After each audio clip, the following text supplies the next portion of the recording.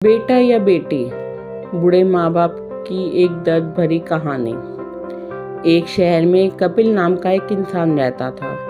कपिल एक कपड़ों की दुकान पर काम करता था। उसकी बहुत साल पहले शादी हो गई थी। कपिल को हमेशा से लड़का चाहिए था।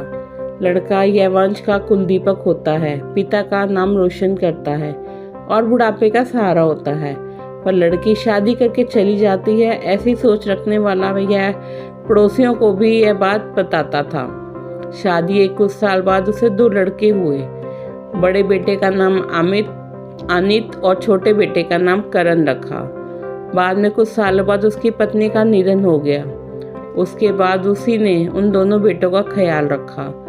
समय बीता और उसके दोनों बेटे बड़े हो गए। अब दोनों बेटे नौकरी कर रहे थे। दोनों की शादी भी हो गई। शादी होने के बाद भी वह सब एक साथ ही रहते थे। कुछ साल एक साथ खुशी में गए, लेकिन बाद में दोनों भाई एक दूसरे के साथ झगड़ा करने लगे। दोनों बहुओं में छोटी छोटी बातों पर मतभेद होने लगा। यह सब देखकर कपिल को बहुत बुरा लगता था। अब दोनों ने अलग रहने का निर्णय लिया और वह अलग हो गए। फिर पिताजी का ख्याल कौन रखेगा, ऐसा सवाल निर्माण हुआ। दोनों बेटे 1 महीना संभालेंगे, ऐसा तय हुआ। कपिल एक बेटे के साथ 1 महीने के लिए रहने लगा। फिर दूसरे बेटे के पास 1 महीना, ऐसा उसका बंटवारा हुआ। पर जैसे जैसे वक्त बीतता गया, वैसे वैसे बहुओं और बेटों में कपिल को लेकर झगड़ा होने लगा। दोनों बेटों के घर में झगड़े का कारण कपिल रहने लगा। यह बात कपिल को अच्छे से समझ आई थी।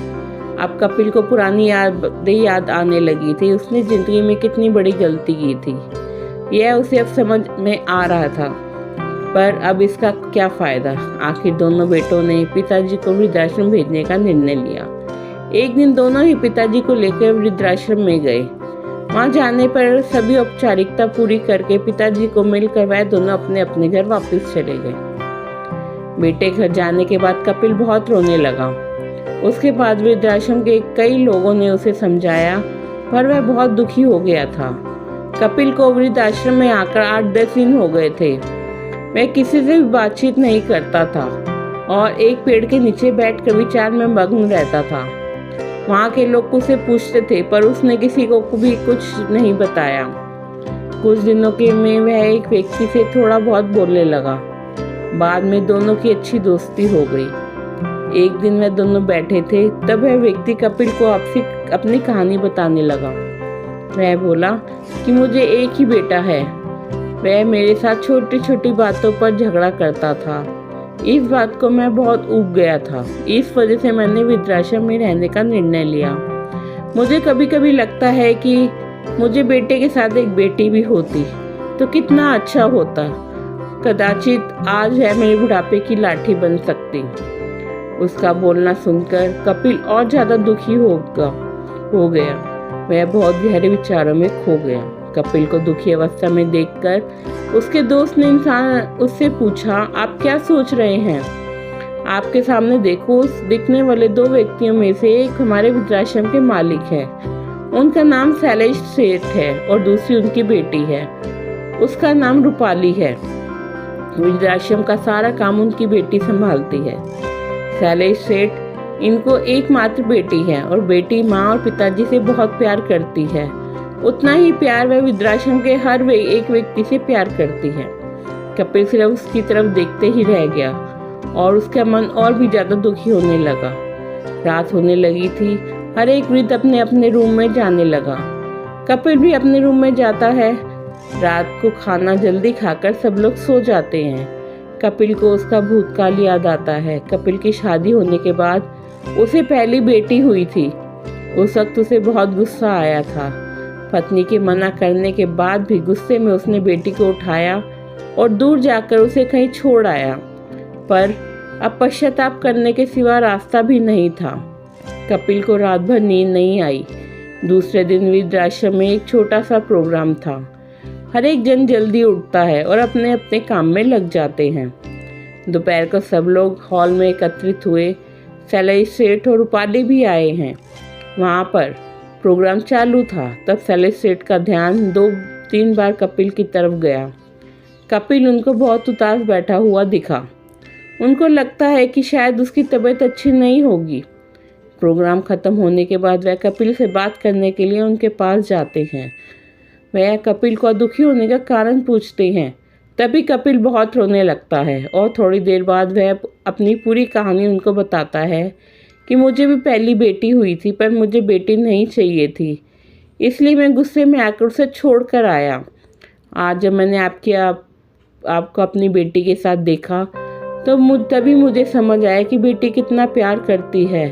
मेरी बेटी मेरे साथ होती तो मुझे यहाँ वृद्धाश्रम में रहना नहीं पड़ता। मेरे दोनों बेटों ने मुझे दुख के सिवा कुछ भी नहीं दिया। मैंने किए हुए पापों की सजा आज मैं भुगत रहा हूँ। कपिल की ये बात सुनकर शैलेश सेठ का मन में बहुत दुख हो रहा था। दुखी होकर वो कपिल को बोलते हैं, यह मेरी बेटी नहीं है, मुझे ये नदी किनारे मिली थी। मैं उसे घर ले आया और उसे बहुत प्यार से बड़ा किया मैंने। मैं और मेरी पत्नी उससे बहुत प्यार करते हैं और वह हम दोनों से भी उतना ही प्यार करती है।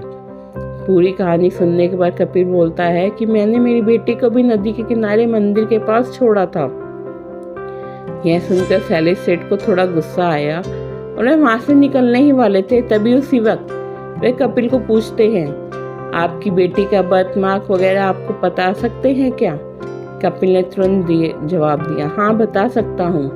उसके बाएं हाथ पर और पैर पर एक एक उंगली ज़्यादा थी। यह जवाब सुनकर शैलेश सेठ को विश्वास होता है कि रूपाली उसी की ही बेटी है। वह यह सब सुनकर शैलेश सेठ वहाँ से चला जाता है। वह चले जाने पर रूपाली वहाँ पहुँचती है और वह कपिल को बोलती है कि मैंने आप दोनों की पूरी बातें सुन ली हैं। आपने मेरे बारे में जो भी कहा, यह सुनकर मेरा मन बहुत दुखा है। एक पिता खुद की बेटी के बारे में ऐसा निर्णय ले सकता है, यह सुनकर मुझे बहुत बुरा लगा। आपने जो भी किया वह बहुत गलत था। आपने मुझे बेटी बोलने का अधिकार खो दिया है। मैं आपकी बेटी होकर भी आप मुझे रास्ते पर छोड़कर चले गए थे और मैं आप उनकी बेटी ना होते हुए भी उन्होंने मुझ पर जान निछावर कर दी। इसलिए वह मेरे सच्चे पिता हैं। आप इस वृद्धाश्रम में रह सकते हैं, पर आज आपने उनके सामने जो बोला है वह फिर कभी भी उनके सामने मत बोलिएगा, क्योंकि आज तक मैंने उनको इतना दुखी कभी भी नहीं देखा। इतना बोलकर रूपाली वहाँ से चली गई। कपिल सिर्फ आंखों में आंसू लाकर उसकी तरफ देखता रह गया और अपने नसीब को दोष देता रहा। दूसरे दिन सुबह किसी को भी ना बताते हुए कपिल वृद्धाश्रम छोड़कर चला गया। आपको ये कहानी पसंद आए तो चैनल को लाइक एंड सब्सक्राइब जरूर करें।